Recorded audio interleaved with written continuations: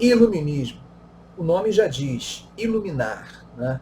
Luz, lume, você pegar o radical dessa palavra aí, luz, o que seria essa luz? Isso é uma metáfora.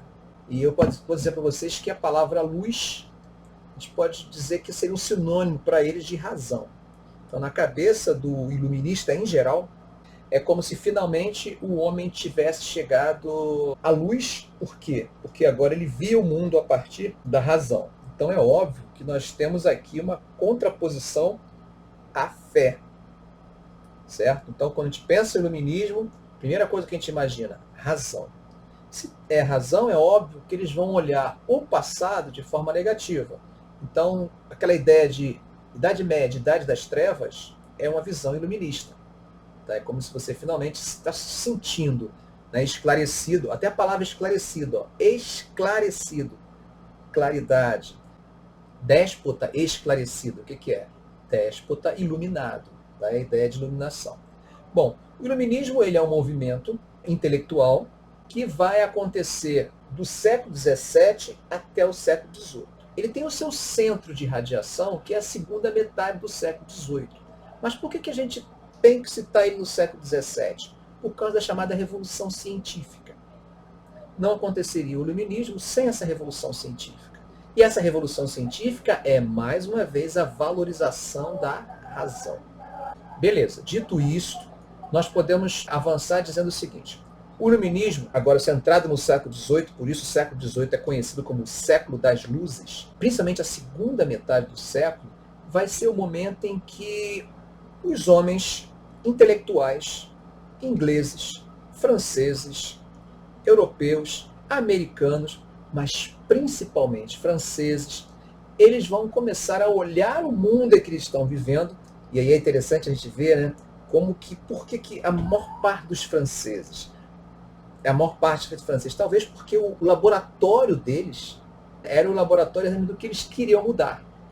Então, eles estavam vendo as coisas em loco, e era aquilo que eles queriam mudar. Então, é como se um grupo de pessoas está vendo o seu momento, não está gostando do seu momento, está apresentando uma ideia de um novo modelo. Tá? Então, que modelo é esse que eles estão apresentando? As ideias liberais. E o que eles estão negando? O que eles estão negando? O que eles estão vivendo até então. E o que eles estão vivendo até então? O chamado Ancien Regime, ou Antigo Regime. Então, se eu quiser perguntar a vocês, o que o iluminismo está combatendo? O Antigo Regime. Beleza? Professor, o que é o Antigo Regime? O Antigo Regime é o nome que a gente dá às práticas características da Idade Moderna.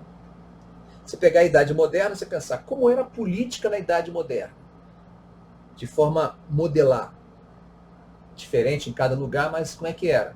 Absolutismo, beleza? Como era a economia na Idade Moderna? Cada um tinha sua característica, mas no geral, como é que ela era? Ela era mercantilista, beleza? Como era a produção de conhecimento na Idade Moderna? A produção de conhecimento era a partir da fé, da certeza, da igreja. Por quê? Porque o Renascimento foi abafado pela Reforma Protestante. E aí você tem um conjunto de regras protestantes para barrar as ideias que são contrárias. Você tem um conjunto de regras católicas e assim por diante. Se o Estado é católico, ele se defende e se fecha.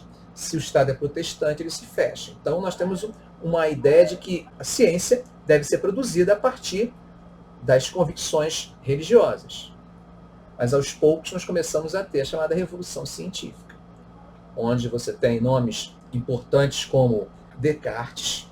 Então a dúvida passa a ser um elemento central para ele na ciência. A produção de conhecimento só se produz através da dúvida e não da certeza. E aí você tem, por exemplo, Isaac Newton afirmando que, ao contrário do que a religião afirmava, o universo não é um caos. Que se afirmava que o universo era um caos, as coisas só davam certo porque existia um ser superior que controlava tudo. Aí o Newton apresenta uma outra teoria, diz assim, não, o universo não é um caos, o universo é harmônico. E ele é harmônico por quê? Porque ele é regido por leis. É regido por que tipo de leis? É regido por leis naturais. Então, qual o papel do cientista se já existem leis? O cientista não tem que criar leis, porque as leis já existem. Os cientistas precisam, então, identificar essas leis. E aí, o que nós teríamos? O Newton identificando algumas dessas leis, como lei da gravitação universal, lei da inércia e assim por diante. O que nós estamos falando de leis naturais. Aí vocês vão perceber ao longo da aula de iluminismo, como essa questão da natureza ela é forte no iluminismo. Então você está vendo assim, um pensamento onde a certeza ela é do campo da religião e a dúvida do campo da ciência. Então nós precisamos colocar tudo em dúvida, o chamado ceticismo. Tudo tem que ser colocado no crivo da dúvida e passar pelo crivo da razão. E a produção e aquilo que se produzir continua sendo acompanhado de dúvida. Esse é o modelo científico. Aí surge o modelo cartesiano, beleza?